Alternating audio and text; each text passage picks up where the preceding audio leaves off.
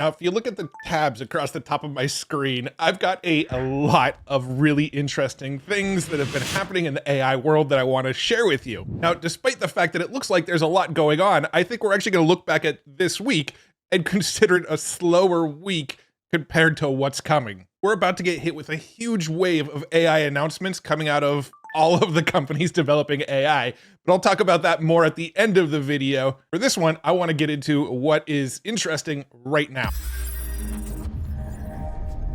Starting with the piece of news that came out this week that is probably the most groundbreaking news we've had in a long time, yet it seems to be kind of underreported at the moment. This week, Google's DeepMind introduced AlphaFold 3. This is a model that can accurately predict the structure of proteins, DNA, RNA, and ligands, and how they interact. And the previous AlphaFold models were huge breakthroughs. I mean, like, they're talking about the creators potentially getting Nobel Prizes for them at some point. This is significant because AlphaFold can accurately predict how these various molecules will interact with each other and actually find new ways of combining molecules that scientists haven't actually tried combining yet. This could potentially lead to an explosion of new drug discoveries, new vaccines, and even to greater insights about how the human body actually works. Now, this is some research that probably should get its own dedicated video, and I'll probably do that in the future. But this announcement from Google's DeepMind is pretty impactful. In fact, Demis Hassabis, the CEO of DeepMind,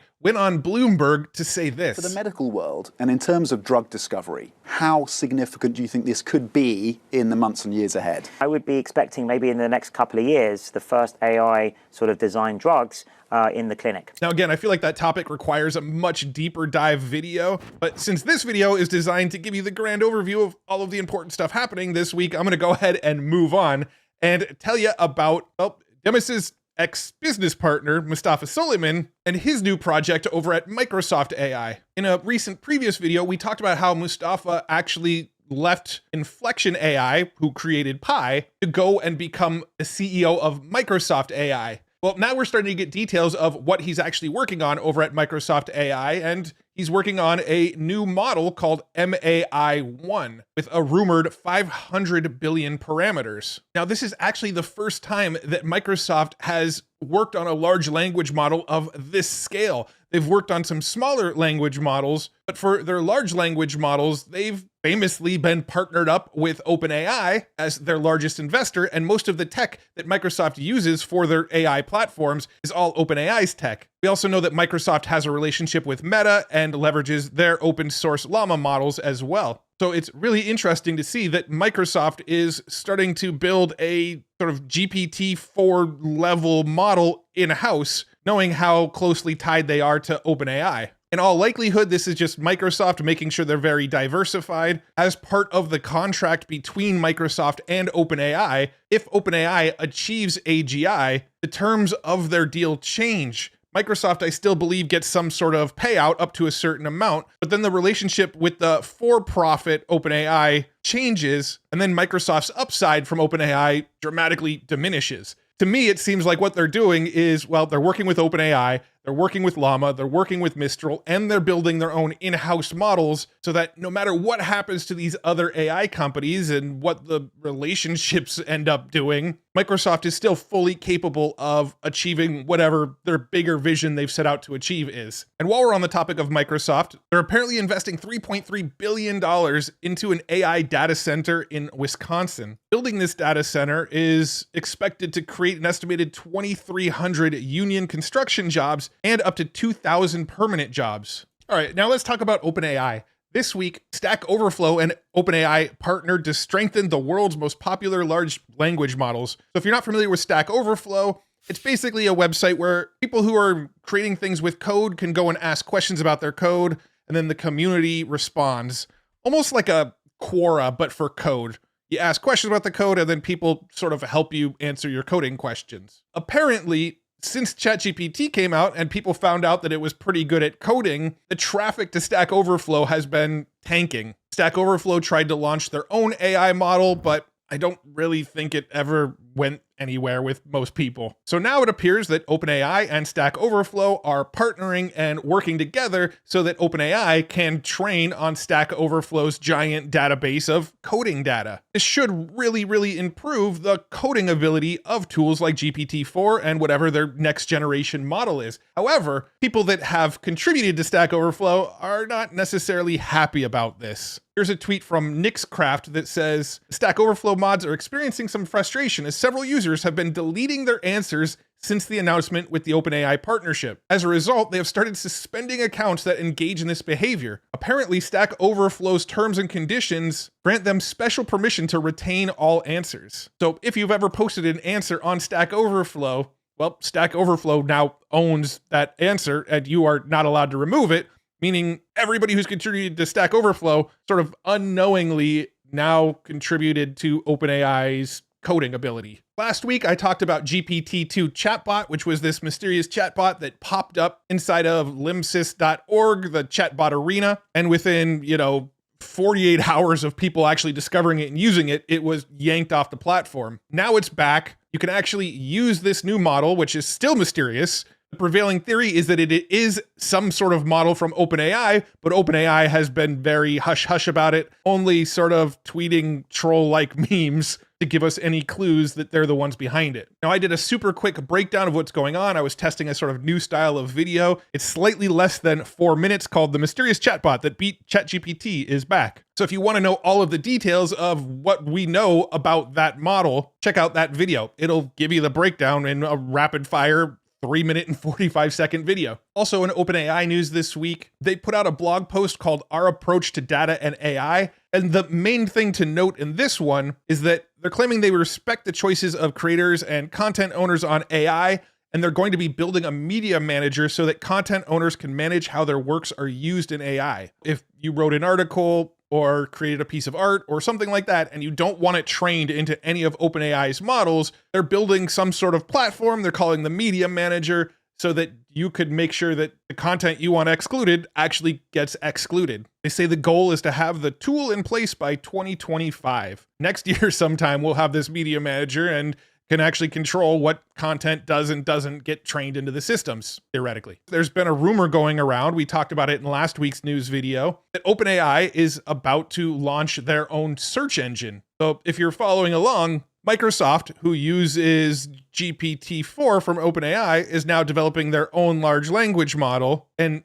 OpenAI, who uses the search functionality of Microsoft, is building their own search engine. Again, there's not 100% confirmation that this search engine is going to get released next week, but according to Watcher Guru, ChatGPT creator OpenAI is to announce Google's search competitor on Monday. We'll find out more next week. If you have an online business or if you're trying to grow an email list, it can be really difficult to figure out what words and what sort of style to create a landing page in to get people to actually sign up or buy your products. That's why for today's video, I partnered with HubSpot. I wanted to show off their custom GPT inside of ChatGPT that helps you build really good landing pages. It's completely free to use for all ChatGPT Plus subscribers, and it's actually pretty simple. You jump into the GPT. It's easy to start by using their pre-written prompt for you. I want to create a landing page. And then it's just going to ask you a few questions to make sure it gets all the details right. I'll give it a quick 2 or 3 sentence paragraph about what the site I'm trying to build is supposed to do.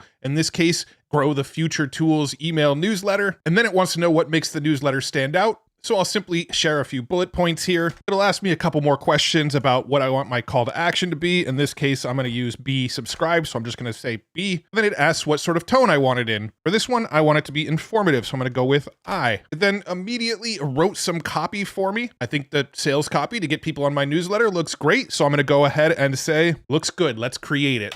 I'm going to confirm that I trust this HubSpot GPT here.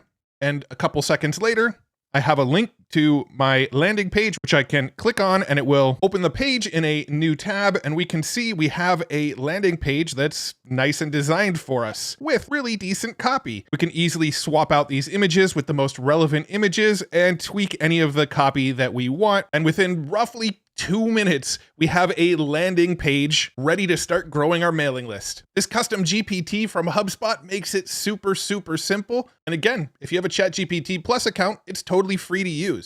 I've gone ahead and put the link in the description so you can access it easily, or you can try the QR code that's on the screen right here. So check it out. It's pretty impressive with how quick and easy it is to set up. And thank you so much to HubSpot for sponsoring this video. Also this week, Gradient AI announced that they managed to get a 4 million token context length out of Llama 3 8B. That is the largest context window of any openly available large language model. And a 4 million token context window is essentially 3 million words of input and output back from the large language model. To put that into some more context, the entire Harry Potter book series is a little over 1 million words. So theoretically, you could feed in 3 times the size of the entire Harry Potter series and actually get responses based on that context window. If I had to guess, I would guess that the whole concept of a context window is gonna sort of disappear over the coming years.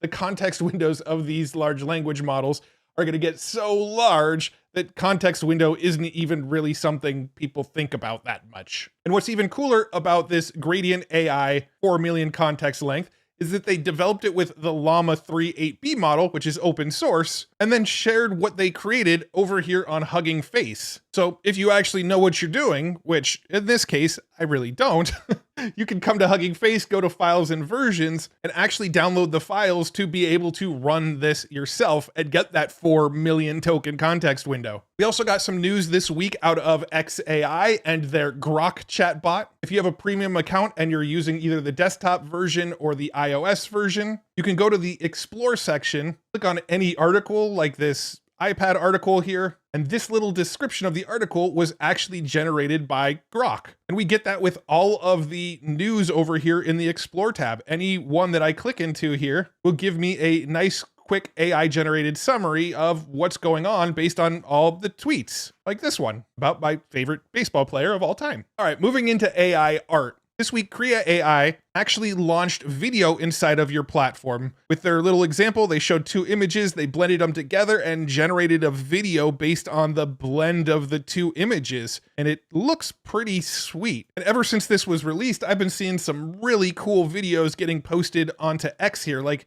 this one from Steve Mills that has this crazy person on a bed zooming in with a demon, and then they turn into a house, and then they're on a bed. It's just these crazy, crazy looking animations. I mean, they're not realistic like what you'd get out of something like Sora, but they've got this really cool sort of frame interpolation. I don't know. It's just got a really cool feel to it. Seems like it'd be really good for like music videos and things like that. Here's another 10-second clip that Justine Moore shared of a bunch of cities sort of morphing between each other and some cool clouds in the sky. Really, really cool videos. Now, Krea isn't publicly available to everybody yet. They're starting to hand out some access codes to some people to test it out. I managed to get an access code to get in. I'm not 100% sure when they're going to be opening it up to more people, but let's go ahead and take a peek real quick. Wow, inside the app is actually really impressive. You can see we've got a timeline down here, and I can actually move my mouse along the timeline and see every single frame. We can see some key frames here where it sort of interpolates between the 2 images that it started with, and I can add additional keyframes all along the timeline here. If I click into settings, we've got aspect ratio, we've got motion intensity, and then we've got the option to loop the video. And then down here, we've got a few options like film, render, animation, and experimental. I'm gonna go ahead and clear everything that's here. So we're starting from scratch. And then let's go ahead and toss a couple random images in here. I'll toss this little like fantasy world image that I created in Midjourney in here. And then let's add another keyframe down here. Here's another sort of similar fantasy image. And then let's go ahead and add our text prompt. All right, so I've added 2 images and a couple text prompts to go with it. So let's go ahead and stretch this out to right here. Stretch this out to right here. Let's go ahead and generate a video and see what we get out of it. And here's the video it made. That's really, really cool. It's just a really cool thing to be able to take one image, it's like your starting image, and then where you want the image to end up, and then make a video that kind of goes between the images. This one seems to do it pretty smoothly. Now, what Krea is doing here is actually using open source technology called Animate Diff under the hood, which means there are free alternatives that you can use, albeit a little bit more complicated, but you can achieve the same effect locally. I'll actually link up a YouTube tutorial from Purrs in the description below, so if you do want to take a stab at trying to do the same effect locally, there's a pretty in-depth tutorial that you can follow along to. And while we're on the topic of AI video, we actually got some more details about Sora this week. Sean Ralston here, who works with OpenAI on dev support, shared this video showing that you can change just the character in the video without it changing the rest of the scene. And if you watch this video, you've got the top left with a man walking down the street, top right, same exact alley street, but with a woman, down here an older man, and over on the bottom right, a robot, but everything else pretty much remains the same. Some of the graffiti in the background looks a little bit different, but for the most part, it's generating the same scene, but with the ability to in-paint a different character with each scene. So that seems pretty cool. If you make a video that you really like, theoretically, you can go, okay, I don't like the character that it put in there, but I like everything else about this video, and just change the character. So that'll be pretty cool to see when we finally get our hands on Sora, whenever that may be. Who knows? This week, the tool Udio, which everybody's been raving about with how realistic the music that comes out of it sounds, just recently rolled out a new update as well. They actually have a feature now called Audio Inpainting, where you can select just a little piece of the song and tell it to change just that chunk.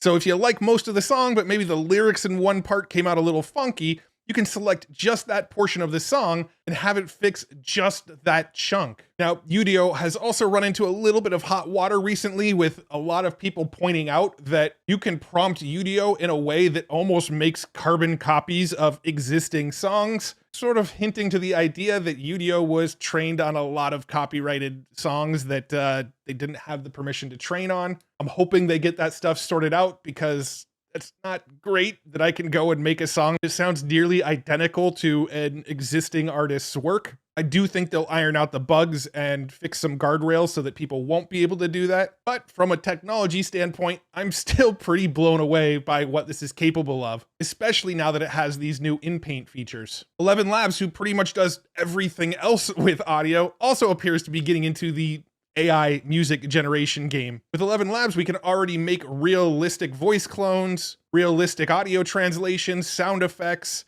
all sorts of cool stuff with audio. And this week they tweeted, here's an early preview of ElevenLabs music. All of the songs in this thread were generated with a single text prompt, no edits. And there's a whole bunch of examples, but let's go ahead and just take a super quick listen to the one that they put at the top here.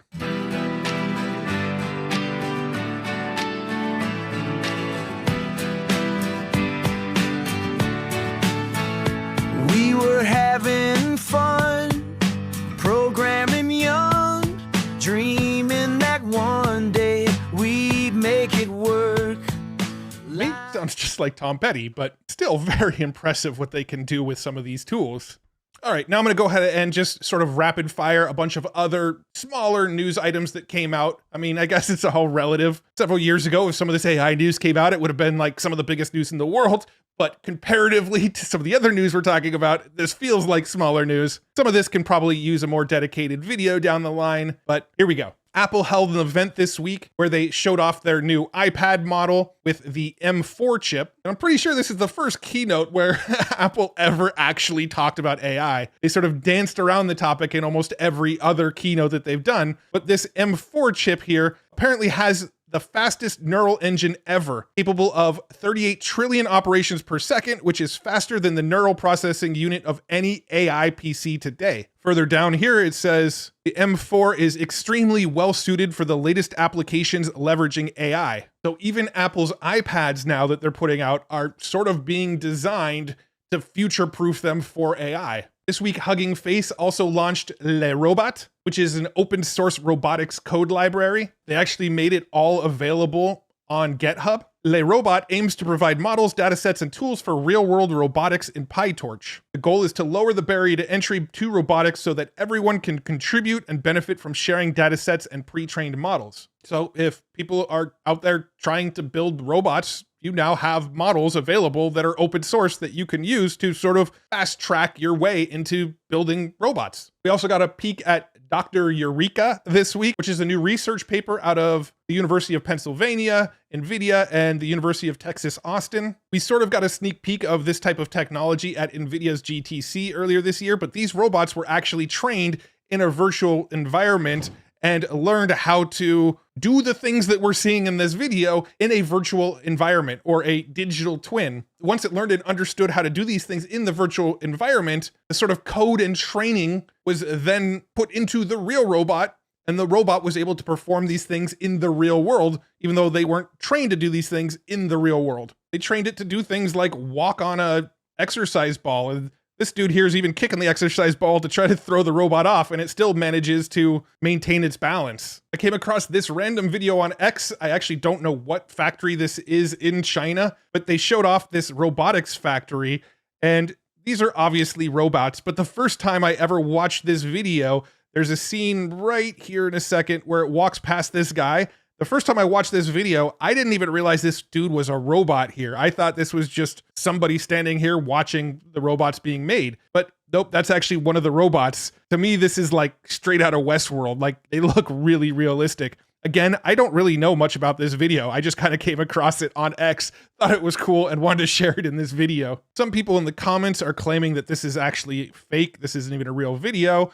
I have no idea, so take this one with a grain of salt. This might have been made with Sora for all I know. Also this week, we got the news that machine learning aided in the discovery of the sperm whale alphabet. Using machine learning, they were able to sort of tell the difference between various noises that the whales made and find patterns and correlations between them to sort of start to map out this sperm whale alphabet. Is this leading us to a future that we could maybe even talk to whales? That could be interesting. I also mentioned at the beginning of this video that I think this is going to be considered a slow week compared to the weeks that are coming up. And this is the reason why. Between May and June, we have these events. We have Google I/O. This is Google's big annual event where they make a ton of announcements. Last year, it was all about AI. This year is expected to be all about AI as well. From the day I'm releasing this video, that event happens next week. Also next week is the rumored OpenAI update event where we're expected to hear about OpenAI's new search engine project. Then the following week is Microsoft Build up in Seattle. Again,